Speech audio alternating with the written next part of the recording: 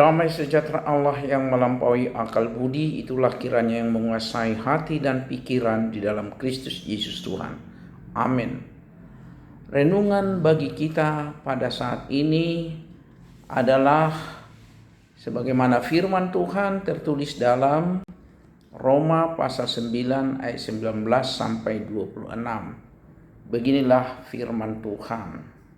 Sekarang kamu akan berkata kepadaku, jika demikian, apalagi yang masih disalahkannya? Sebab siapa yang menentang kehendaknya? Siapakah engkau, hai manusia, maka engkau membantah Allah? Dapatkah yang dibentuk berkata kepada yang membentuknya, mengapa engkau membentuk aku demikian? Apakah tukang periuk tidak mempunyai hak atas tanah liatnya untuk membuat dari gumpal yang sama suatu bejana untuk tujuan yang mulia, dan yang lain untuk tujuan yang biasa? Jadi kalau untuk menunjukkan murkanya dan menyatakan kuasanya, Allah menaruh kesabaran yang besar terhadap bejana-bejana kemurkaannya yang telah disiapkan untuk kebinasaan, justru untuk menyatakan kekayaan kemuliaannya atas bejana-bejana belas kasihannya yang telah dipersiapkannya untuk kemuliaan, yaitu kita yang telah dipanggilnya bukan hanya dari antara orang Yahudi, tetapi juga dari antara bangsa-bangsa lain. Seperti yang difirmankannya juga dalam kitab Nabi Hosea, yang bukan umatku akan kusebut umatku, dan yang bukan kekasih, kekasih. Dan tempat di mana akan dikatakan kepada mereka, kamu ini bukankah umatku, di sana akan dikatakan kepada mereka, anak-anak Allah.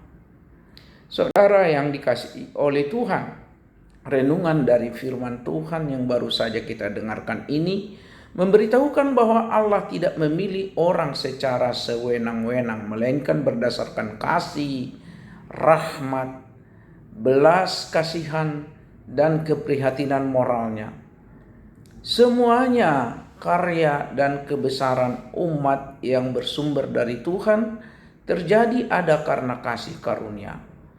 Masalah pilihan Allah selalu mengundang pertanyaan mengenai keadilannya.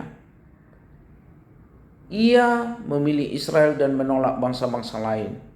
Ia memilih Musa tetapi menghukum Fir'aun. Adilkah ini? Jika segala sesuatu dalam diri manusia telah berjalan menurut kehendak Allah, lalu mengapa manusia harus disalahkan? Paulus menjelaskan jawabannya. Pertama, kita tidak mungkin mempertanyakan kehendak Allah. Itu tadi kita temukan dalam ayat 19 sampai 21. Allah itu maha bijak, maka adalah bodoh jika kita bejana tanah liat ini menentang pencipta kita. Yang kedua, Allah mempunyai kehendak dalam diri setiap orang, ayat 22 sampai 24. Musa menerima kasih karunia Allah dan ia menjadi alat untuk menyatakan kasih karunia itu. Namun Fir'aun, sang pemberontak, menerima murka Allah. Ia memang tak pantas menerima belas kasih Allah. Lalu apakah Allah dapat dituduh tidak adil atas hal ini? Allah memiliki kebebasan untuk menyatakan kasih karunia kepada orang yang Dia kasihi.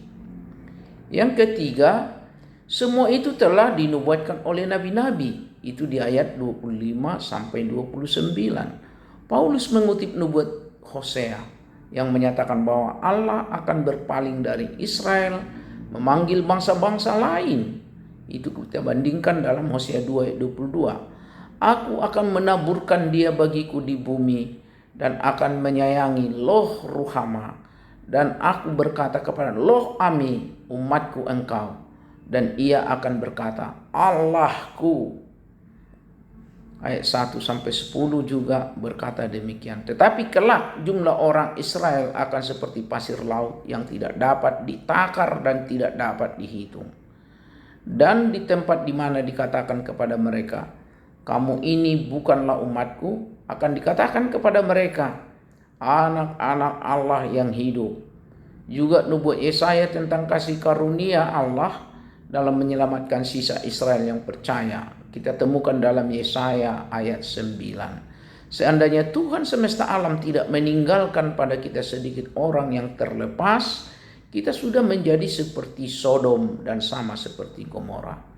Bapak, Ibu, Saudara yang dikasihi oleh Tuhan, semua itu memperlihatkan ketidakadilan Allah?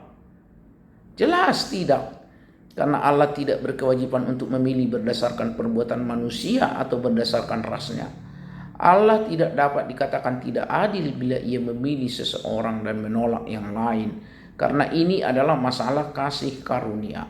Kita tidak bisa mempertanyakan mengapa demikian, sebab itu berarti kita telah melampaui hak kita sebagai ciptaan. Lagi pula pilihan Allah telah membuka kesempatan bagi bangsa lain untuk diselamatkan, sehingga kita yang berasal dari bangsa lain pun dapat memperoleh kasih karunia untuk diselamatkan tanpa memperhitungkan siapa kita. Bapak, Ibu, Saudaraku yang dikasihi oleh Tuhan, kita patut bersyukur dan memuliakan Allah atas hal itu. Dan tentu saja tetap berdoa agar orang lain yang belum menerima keselamatan dapat menerima kasih karunia itu. Berikut adalah beberapa poin yang dapat kita petik melalui bacaan malam ini, Roma 9 ayat 19-26 yang sudah kita dengarkan tadi. Yang pertama, Allah tidak memilih orang berdasarkan kehendak manusia, melainkan berdasarkan kasih-Nya, berdasarkan rahmat-Nya, berdasarkan belas kasih-Nya, dan keprihatinan moralnya. Yang kedua, Allah memilih dan menaruh belas kasihan bukan karena sesuatu dalam diri manusia, melainkan karena sesuatu dalam diri Allah sendiri. Yang ketiga, Allah dipengaruhi oleh kasih-Nya, rahmat-Nya, belas kasih-Nya, dan keprihatinan moralnya. Meskipun kita rindu akan memahami tentang keselamatan itu yang sudah bersumber dari Allah sendiri. Meski keselamatan kekal merupakan anugerah Allah bagi orang-orang pilihan, kesempatan itu harus ditawarkan seluas-luasnya. Kita harus memberitakan Injil kepada semua bangsa, amanat agung Matius 28 ayat 19-20, apalagi kepada bangsa sendiri. Itu perintah Tuhan. Saudara yang dikasihi Tuhan, hal itu semuanya dimulai dengan hati yang peduli. Bangsa ini, suku kita orang Batak ini membutuhkan orang-orang Kristen yang peduli dengan keselamatannya. Dan bangsa-bangsa lain tentunya begitu. Apakah kita sudah memiliki hati yang peduli terhadap bangsa? Mari kita memiliki sikap seperti Paulus yang mau melakukan segala usaha agar saudara-saudara sebangsanya mendengar Injil dan diselamatkan. Tuhan Yesus memberkati. Kita berdoa. Bapa di surga, Bapa yang penuh rahmat dan berbelas kasih. Kami tahu tujuan keselamatan itu di dalam iman yang kami terima dan kami tanamkan untuk teguh bahwa Kristuslah juru selamat kami. Karena tujuan daripada keselamatan itu tidak hanya bagi bangsa Israel, tapi juga kepada bangsa-bangsa lain termasuk kami juga. Berkati firman-Mu Tuhan, karena kami adalah umat pilihan Tuhan yang mau memuliakan Tuhan dan memahami keselamatan itu bersumber dari Tuhan Yesus Kristus. Amin.